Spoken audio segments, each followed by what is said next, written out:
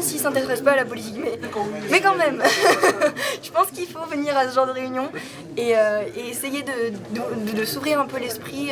Moi j'ai bien apprécié le fait que tous les intervenants n'avaient pas le même point de vue et qu'ils ne venaient pas des mêmes sphères finalement. Les formes de notre vie sociale, économique notamment, sont dominées par des très grandes contraintes, abstraites, lointaines, et qu'il n'y a pas de transformation radicale possible des conditions de nos existences si on n'a pas préalablement, dirais-je, touché à ces très grandes structures. Parce que nous avons tous le même avenir, nous sommes dans la même barque.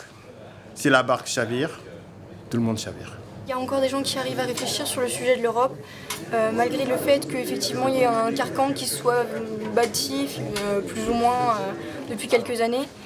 Et je trouve ça bien parce que finalement peut-être qu'au bout d'un moment les idées vont finir par passer, l'initiative politique va finir par jouer un peu. Si on passe la crise grecque, on maintient un projet européen, on est face à des modifications structurelles du poids des différents pays qui, de toute manière, dessineront une Europe qui sera différente de celle d'aujourd'hui. Je ne sais pas dans quelle direction elle ira nécessairement. La France elle-même ne va pas nécessairement dans une bonne direction, hein, mais bon, il ne faut pas être nécessairement pessimiste, en tout cas certainement pas dans un pays jeune comme la France, entretenir un discours pessimiste.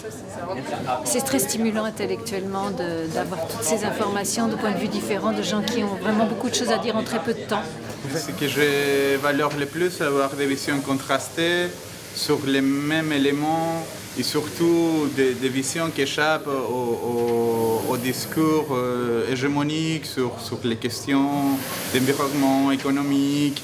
Et je lui ai fait observer que les libéraux étaient souvent des grands marxistes structuralistes à l'état pratique, car eux, ils ont compris l'importance déterminante de ces grands cadres structurels, et c'est à cet étage-là des formations sociales qu'ils interviennent directement. Donc dans des institutions comme la Commission européenne, le FMI, l'OCDE, etc., où se déterminent en secret, loin du regard des gens, des choses qui semblent abstraites, désincarnées, mais qui sont en fait d'une importance déterminante absolument considérable. Les gens qui réfléchissent ici, ils font germer des idées, et ça va peut-être pouvoir enclencher des choses, et qui sait, si ça se trouve un jour on arrivera à dégager le vote à l'unanimité de l'Union européenne et à faire bouger un petit peu les choses. Et l'introduction de la thématique passionnelle dans justement l'économie et dans les interactions entre les institutions, je trouve ça vachement intéressant parce que ça sort des rapports strictement monétaires et de l'économie économique, si on veut. Ne vous contentez pas d'une AMAP ou d'un jardin collectif, faites de la politique. C'est-à-dire, engagez-vous dans le débat qui prend pour objet tous ces grands cadres structurels auxquels il est impératif de toucher si on veut changer quelque chose.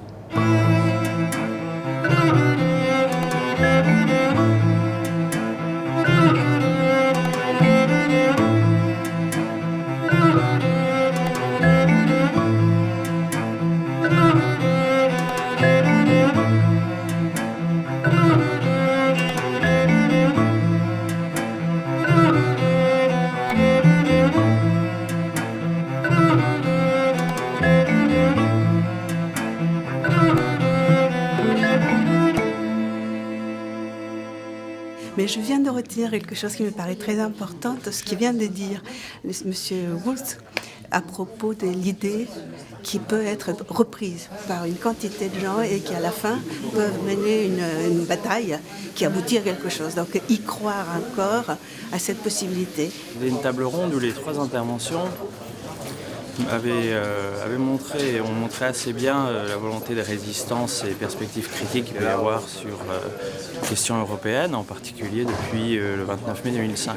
On parlait donc du grand marché transatlantique, et c'est un projet qui n'a rien d'enthousiasmant.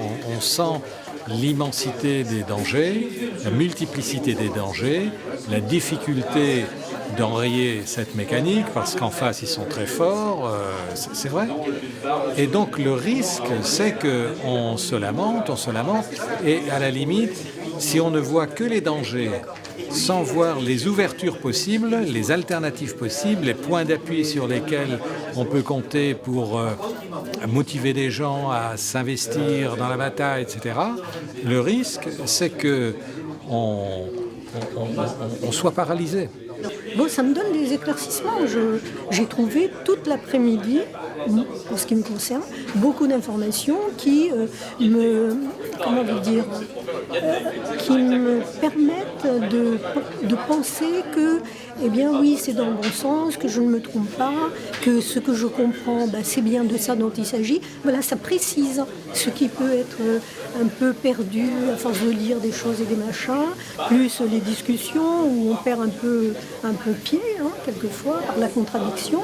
Eh bien là, je pars avec une espèce d'assurance, mais vraiment intellectuelle, sur, au fond, comment je pense, comment je ressens et comment je dois continuer à aller dans ce sens-là. Voilà. Le détail qui a été fait sur l'ensemble des risques que comporte le TAFTA, j'ai trouvé ça très bien et très pertinent. Alors évidemment, il manquait certains éléments. Par exemple, moi je suis attaché à la protection des données personnelles, ce qui n'a pas été évoqué. Mais par exemple, j'avais pas du tout dans l'idée qu'il existait une sorte de commission spéciale qui, après signature du traité, pourrait toujours négocier, changer les règles et les normes européennes et américaines sans avoir de compte à rendre finalement à personne. Faire de la politique à l'heure actuelle, ça passe pas nécessairement par rejoindre des partis politiques. Ça peut tout à fait être le cas, mais les combats au sein des partis politiques s'inscrivent en général dans un temps qu'on a perdu l'habitude d'allouer à l'action politique. Peut-être pour se refaire la main, on peut rejoindre des collectifs, et il me semble qu'il y en a un qui offre la perspective de faire de la politique en remportant une victoire. Parce que les victoires, à gauche, on a un peu perdu l'habitude d'en remporter, et ça a conduit une partie de la gauche à théoriser la nécessité de la défaite, puisqu'elle était la garante, la démonstration du fait qu'on avait nécessairement raison. La preuve, on a perdu, puisque nos idées sont tellement radicales que personne n'a l'audace de vouloir les mettre en œuvre. Donc je pense qu'on peut faire de la politique et remporter des batailles, notamment sur le grand marché transatlantique. À l'heure actuelle, s'organise en France une mobilisation qui me semble assez importante autour du grand marché transatlantique pour lutter contre ce projet d'accord de libre-échange entre les États-Unis et l'Union européenne. Et lorsque l'on participe à ces mouvements de lutte, on s'aperçoit qu'ils rassemblent des gens qui ont perdu l'habitude de travailler ensemble au niveau des partis politiques. Les intervenants étaient plutôt optimistes plus optimistes que certains membres du public. Nous vivons des temps où les problèmes sont très grands, où les forces de l'émancipation ne sont pas suffisamment fortes. Et donc ça mène à des défaites, ça a des conséquences de démobilisation d'un côté, mais d'autre côté, au moins en Allemagne, le TTIP est jusqu'à présent une histoire de succès qui donne un certain optimisme qu'on peut obtenir des succès, même si c'est sur un terrain restreint. Il faut récuser ce qui est inacceptable pour que ça ne s'installe pas dans les esprits. Voilà ce que je voulais dire. On s'aperçoit que tout ne commence pas avec le GMT, que l'Europe n'a pas attendu le grand marché transatlantique pour mettre en œuvre la directive des salariés détachés, pour casser les droits qui encadrent le travail dans l'Union européenne. On s'aperçoit que l'Europe n'a pas attendu le GMT pour autoriser toujours plus de liberté au secteur de la finance. On s'aperçoit que l'Europe n'a pas attendu le GMT pour choyer toujours davantage les classes dominantes au sein de l'Union européenne, et que donc, au-delà de la lutte contre le GMT, se dessinent des perspectives d'autres combats qui peuvent se mener au sein des collectifs de lutte contre le GMT, qui peuvent se mener par la suite au sein des partis, qui peuvent se mener dans les deux structures à la fois, et j'en ai la conviction qui offre la perspective d'une victoire contre ce projet de libre-échange.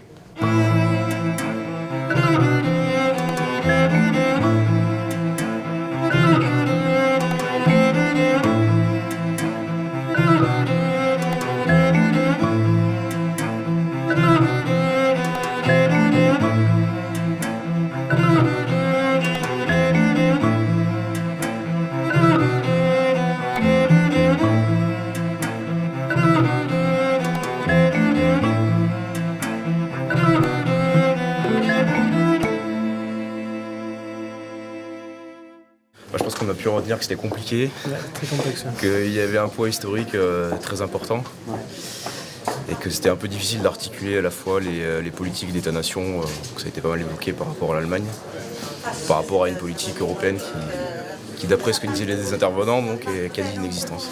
La politique extérieure de l'Allemagne se développe toujours entre deux pôles. L'un, c'est une alliance très étroite avec les États-Unis, quasi une soumission, au moins après la Deuxième Guerre mondiale, c'était pour 2 décennies comme ça. Mais il y a un autre pôle, c'est un élément d'indépendance ou de contrebalance contre la politique des États-Unis. Ça s'est montré pour la première fois dans la Ostpolitik de Willy Brandt, avec la politique de détente avec l'Union soviétique et la reconnaissance des frontières à l'est de l'Allemagne. Aujourd'hui, j'ai l'impression qu'on est dans une période similaire où l'Allemagne essaie de gagner un peu plus de marge de manœuvre vis-à-vis des États-Unis. L'arrière-fond, c'est un certain affaiblissement de la position des États-Unis.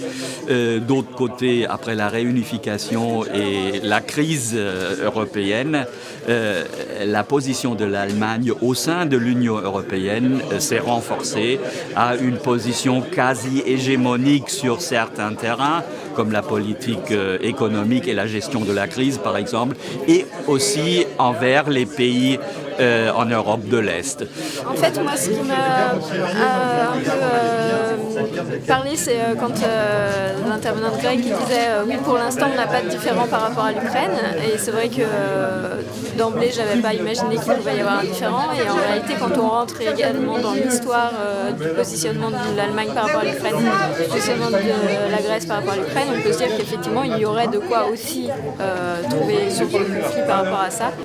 Et pour rebondir, moi ce que j'ai appris que je ne savais pas du tout, c'est qu'il y avait déjà eu un référendum en 2004 en Ukraine sur l'autodétermination, enfin pour la Crimée, voilà, pour l'autodétermination, et qu'il avait été balayé d'un revers de main. On a eu un partiel il n'y a pas longtemps sur l'OTAN et l'Europe de la défense, et du coup ils abordaient des points qui vraiment étaient très intéressants, j'ai trouvé, surtout au niveau... C'était intéressant de voir du point de vue de la Grèce, du point de vue de l'Allemagne. Voilà, c'était une grande plus-value, ça, je pense, d'amener 2 intervenants européens, grecs et allemands, qui sont du coup des pays éloignés, et puis plutôt opposés. Ce que je viens d'entendre sur les océans, c'est vrai que c'était très intéressant.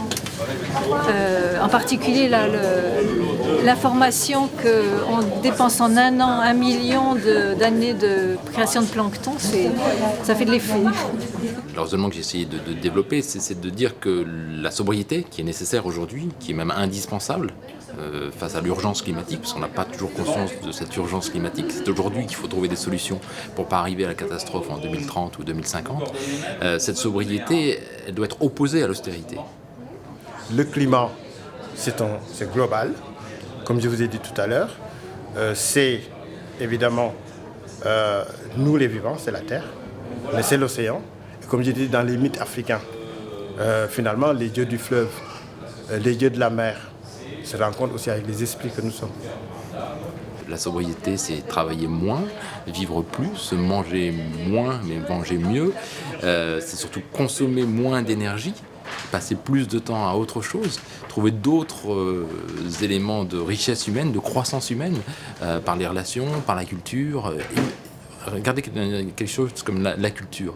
La culture, ça peut être très peu consommateur d'énergie, et pourtant, ça apporte tellement aux humains. Ça devrait être une priorité aujourd'hui. Eh bien, c'est quelque chose qui est complètement... j'imagine qu'on n'en parlera pas lors de la COP21.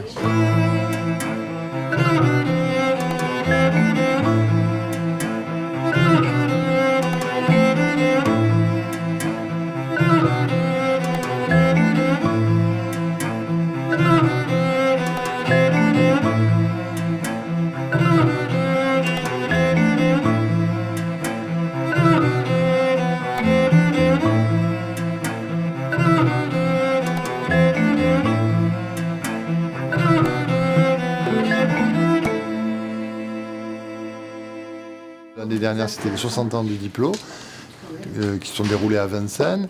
On a proposé au Diplo de remettre ça, si on peut dire, et cette fois-ci à l'ENS.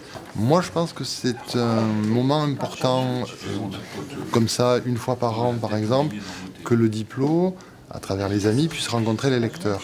Abonné. Abonné depuis l'année dernière. Moi, lecteur depuis 2008 et abonné depuis 2 ans. Ouais. Et des fois, vraiment, quand on lit des journaux, on voit l'emploi des mots, on sent vraiment une sorte de manipulation en fait, qui est peut-être un petit peu. Je sais pas si c'est une manipulation. Oui, mais c'est. Ils t'exposent leur point de vue, quoi.